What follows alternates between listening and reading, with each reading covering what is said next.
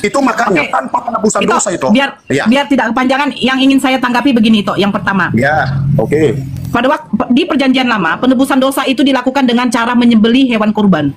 Hewan kurban yang bagus, yang montok, yang sehat, yang gemuk, yang terbaik, begitu. Betul. Untuk diserahkan kepada pengorbanan kepada Tuhan. Betul itu. Nah, Perjanjian Baru, Tuhan tidak membutuhkan lagi hewan kurban, tetapi harus diganti dengan darah manusia yang suci. Ya, betul. Ya, betul. Pertanyaan saya, apakah Tuhan di dalam Perjanjian Lama yang menginginkan penebusan dosa itu dengan cara menyembelih hewan kurban, dengan Tuhan di dalam Perjanjian Baru menginginkan darah manusia, apakah itu adalah Tuhan yang sama? Nah, itulah makanya di dalam kebenaran firman Tuhan tadi. Saya cuma bertanya, Itoku. Tuhan Perjanjian Lama, sebentar. Tuhan Perjanjian Lama menginginkan hewan kurban yang montok, yang sehat. Tuhan Perjanjian Baru menginginkan darah manusia yang suci. Pertanyaan saya, apakah Tuhan ini sama? Dengar dulu itu, supaya itu lebih jelas. Saya ini kalau mendengar ada Tuhan Perjanjian Lama, ada Tuhan Perjanjian Baru. Itu dapat dari mana itu informasi? Karena begini itu, Tuhan Perjanjian Lama sudah dikatakan Tuhan itu tidak mungkin menjadi manusia karena manusia itu sifatnya berdusta, berbohong. Di mana ayatnya itu? Jangan cuma comot-comot. Loh, jangan cuma comot-comot. Saya tahu jelas itu. Itu karena dari dengar itu ya. Itu cuma dari Kristen tahu Alkitab setengah-setengah. Kalau saya tanya tentang Al-Quran, saya yakin 100% itu nggak akan pernah tahu tentang Al-Quran. Sekarang gini itu. Saya yakin. Kalau gitu gini aja deh itu. Carikan di dalam Perjanjian Lama di mana Tuhan bisa menjadi manusia. Loh, itu makanya itu dalam kitab Mika, dalam kitab Yesaya pasal 9 dikatakan bahwa seorang anak akan lahir, tentang juru selamat, penasihat ajaib. Di mana itu? Di mana itu? Dalam kitab Yesaya pasal 9. Minta, Mang. Oke, saya cari ya. Sebentar. Sini dulu, Mang. Sebentar. Yesaya berapa? Aduh. Yesaya berapa? Udah tolong. Yesaya 9 ayat 5. Coba itu baca. Oke, saya baca itu dari 4 ya. Sebab kuk yang menekannya dan gandar yang di atas bahunya serta tongkat si penindas telah kau patahkan seperti pada hari kekalahan Midian. Sebab setiap sepatu tentara yang berderap-derap dan setiap jubah yang berlumuran darah akan menjadi umpan api. Sebab seorang anak telah lahir untuk kita, seorang putra telah diberikan untuk kita, lambang pemerintahan ada di atas baunya, dan namanya disebut orang penasihat ajaib, Allah yang perkasa, Bapa yang kekal, dan Raja damai. Pertanyaan saya itu, telah dengan akan sama apa tidak? Dengar itu, makanya inilah nubuat yang disampaikan Yesaya kepada bangsa Israel. Sebentar. Seorang anak telah lahir atau seorang anak akan lahir? Apakah Yesus di situ telah lahir? Alkitab bilang Yesus ada sebelum bumi itu diciptakan, Yesus sudah ada. Oke, pertanyaan saya berikutnya itu. Tanya aja, Yesaya menubuatkan, sebentar. Yesaya menubuatkan lahirnya Tuhan apa lahirnya manusia?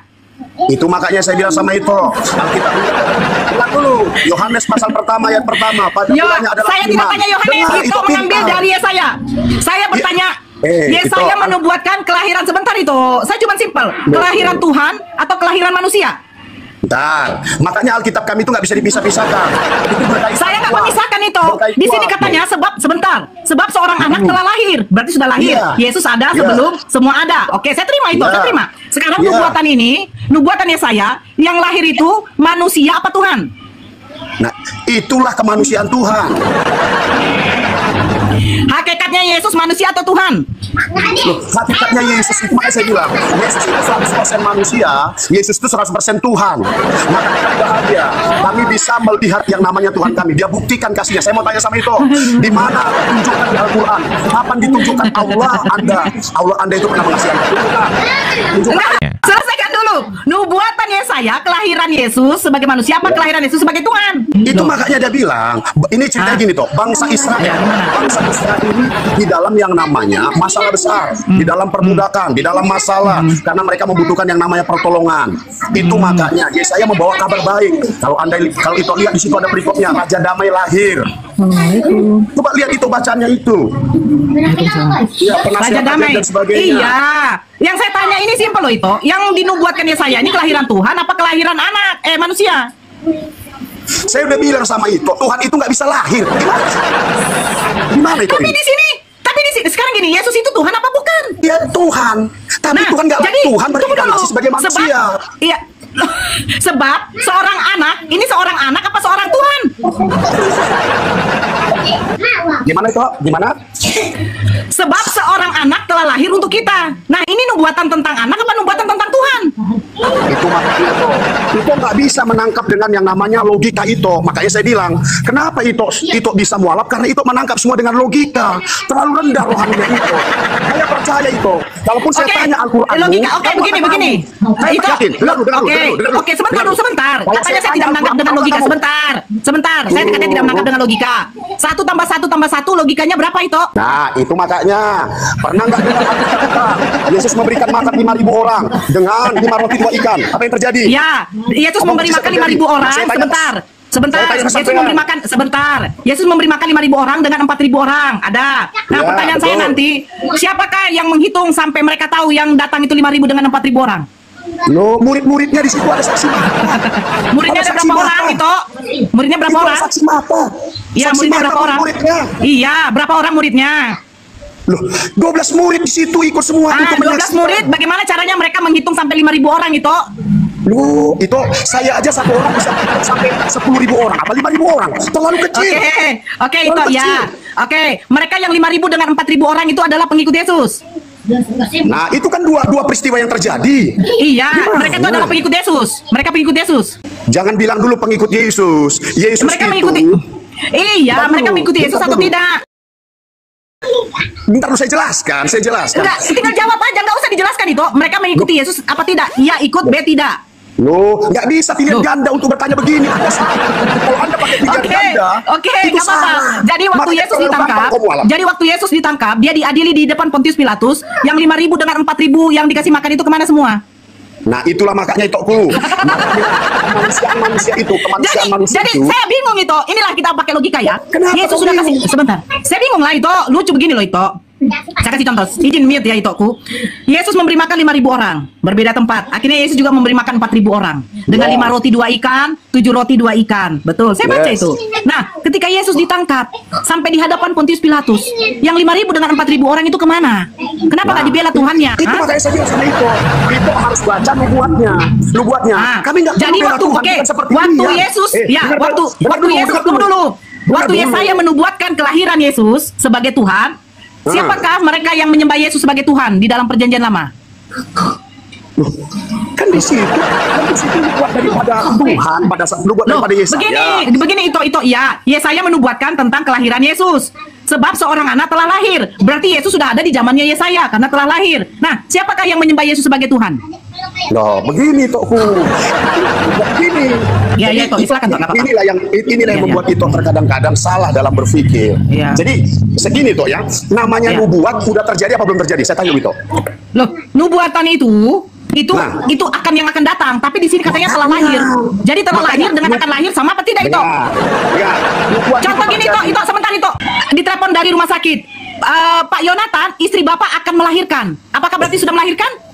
Itu beda, jangan disamakan itu Beda. sama itu. Beda itu aku. Beda. Begini lagi, begini. Jangan bermain Pak logika buruk. Yonatan, istri Bapak telah melahirkan. Apakah dia akan melahirkan atau sudah? Jangan berpikir buruk. Jangan begitu. Kenapa Jangan di bagian berbalik. itu mentok gitu aku? Nah, Jadi bukan. simpel sebenarnya itu. Yesus Jadi harus jadi mati. saya tanya itu, iya. Siapa yang berkehendak Yesus mati? Bentar dulu, Siapa bentar yang dulu. berkehendak Yesus mati? Bentar, Ya jangan biar bentar panjang. Jangan panjang Bentar itu. dulu. Siapa Kalau yang nggak menginginkan panjang. kematian Yesus? Sebentar, Kalau siapa yang nggak menginginkan panjang kematian itu Yesus? nggak tahu. Kalau Siapa nggak panjang yang itu menginginkan? nggak Saya ingin tahu aja. Yesus harus mati, kata itu. Siapa yang menginginkan Yesus mati? Siapa yang menginginkan? Diri sini sendiri. Di mana? Loh, itu saya mau tanya dulu sama Jadi itu, tunggu dulu. Kalau memang Yesus menginginkan dirinya sendiri mati, kenapa dia mesti masuk berdoa di Taman Getsemani dan menyuruh 3 murid yang berjaga-jaga? Berdoa di Taman Getsemani dan menyuruh 3 murid yang berjaga-jaga. Coba lihat apa dibilang waktu dia berdoa. Ya, Bapak, jikalau cawan ini berlalu daripadaku. Biarlah kehendak Iya, betul. siapa yang jaga dia? Berarti kehendak siapa yang jadi? Kehendak siapa yang menginginkan Yesus mati? Ya kehendak Bapa di surga. Berarti Bapa menginginkan anak tunggalnya mati. Nah itu makanya inilah perbedaan kita sebagai Islam dan Muslim. Dengar itu, dengar itu, dengar itu, dengar ini toh ya. Malam ini saya kasih tahu sama itu. Tanpa kematian Yesus tidak ada satu orang pun yang bisa selamat. Dengar itu. Mana datanya itu? Mana datanya itu? Mana datanya? Tadi saya udah kasih tahu sama itu kan. Yesus datang ke muka bumi untuk cari orang berdosa. Udah, dia mati. Siapa yang berdosa? Dia salib untuk menebus dosa manusia. Nah, sekarang pertanyaan saya sama sampean dulu. Boleh saya bertanya sama sampean? Boleh saya tanya Apa sama mau sampean? pertanyakan itu? Tuhanmu aja Nah, belum sekarang, beres itu. Dengar baik-baik, dengar baik-baik. Di mana keluarmu terbukti untuk Tuhanmu menebus belum dosa? beres. Siapa yang menginginkan Tuhanmu kematian nggak Yesus? beres. Siapa yang Tuhanmu menginginkan belum kematian beres. Yesus? Siapa yang menginginkan Bapak di itu? surga. Bapak di surga. Bapak Berarti di kejam surga. kali bapaknya itu. Bukan kejam, kemanusiaannya, bukan kejam. Itu harus berlaku. Apa yang berlaku itu? Siapa yang menginginkan itu harus berlaku itu? Dengar baik-baik. Manusia kalau nggak ada penebusan lewat kematian Tuhan Yesus, manusia akan masuk neraka itu. Di mana datanya itu? Loh, Alkitab kan bilang upah dosa adalah maut. Upah dosa dalam maut. Berarti Yesus berdosa itu. Loh, itu makanya Yesus mati di sana menggantikan posisi Yesus, posisi manusia. Manusia yang berdosa tapi digantikan oleh Oke, Yesus. Tok. Sekarang Itulah pertanyaan saya begini yang daripada simpel deh itu. Yesus. Yesus mengajarkan kasih atau tidak? Mengajarkan. Makanya kami punya kasih. Biar Ya, gereja kami tetap jadi mengatakan jadi berkati Yesus mereka. mengajarkan kasih Biar itu. dia bilang tutup gereja kami mengasihi kalian. Biar dia bunuh pendeta penginjil kami Oke, mengasihi kalian. oke, Ustaz, standby aja Ustaz. Pernah lihat nggak? Begini itu, Pernah lihat nggak dengarkan pendeta dulu bunuh- saya. bunuh Udah dengarkan ustaz saya yang dulu. mati? Yesus mengajarkan kasih. Aduh, itu. Bagaimana Itu, bisa kasih itu diterapi sementara bapaknya menginginkan Yesus mati? Bagaimana mungkin? Itulah makanya itu kalau itu pakai logika susah. Ini berbicara tentang keadilan. Ini berbicara tentang Karena penebusan begitu dosa. besar, dengar. Ya, Karena betul. begitu besar kasih Allah akan dunia ini sehingga Ia mengaruniakan anaknya yang tunggal Yes, supaya betul. setiap orang yang percaya kepadanya tidak Ya. binasa melainkan hidup yang Ya. kekal. Tetapi datang Betul. Bapa menyuruh anaknya harus mati mengenaskan di kayu salib. Itu perintah Ya. dari siapa? Datanya di mana?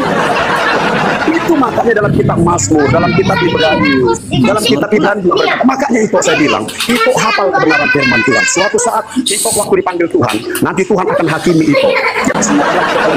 Siap-siap.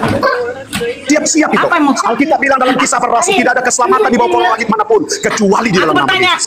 apa kata Yesus untuk memiliki hidup yang kekal? Apa kata Yesus Hah? untuk memiliki hidup yang kekal, Tuhan? Apa kata Yesus? Firman Tuhan bilang siapa yang percaya kepadaku akan memperoleh hidup yang kekal. Hidup yang kekal itu adalah Loh, saya udah bilang siapa yang percaya kepada Yesus akan memperoleh hidup yang kekal. iya, siapa yang percaya kepada Yesus hidup yang kekal? Hidup yang kekal itu adalah kata Yesus bagaimana? Hidup yang kekal itu mendapatkan yang namanya tempat surga. Katanya itu dibaca Bibelnya. Hidup yang kekal itu bahwa mereka Itu Mengenal? mereka. Mereka apa? mengenal Engkau satu-satunya Allah dan Yesus Kristus adalah utusan. Itu berapa oknum? Satu Allah, satu Yesus. Satu Bapa, Itu. satu Yesus. Ada berapa oknum? Itu lagu lama itu aku gampang sekali aku jawab itu. Gampang sekali aku jawab itu. Gampang. Kasih kesempatan aku jawab itu. Gampang sekali. Kelihatan itu memang Aduh. susah bukan karena hidayah, bukan. Tapi karena ada sesuatu. Saya masuk Islam itu karena saya tanya sama Pak Pendeta saya. Pak Jujur Pendeta kau. yang membangkitkan Jujur Yesus kau. itu siapa? Survei membuktikan. Saya bertanya Survei sama Pak Pendeta. Diam membuktikan. dulu. Survei Diam. membuktikan orang yang masuk Saya Islam bukan bertanya. karena hidayah. Saya bertanya kepada Pak Pendeta saya. Siapa yang membangkitkan Yesus? Bapa yang di sorga. Bapa itu Tuhan. Yesus Tuhan. Masa Tuhan bangkitkan Tuhan? Ngawur kamu. Yesus berdoa di Taman Getsemani. Berdoa kepada siapa? Kepada Bapaknya.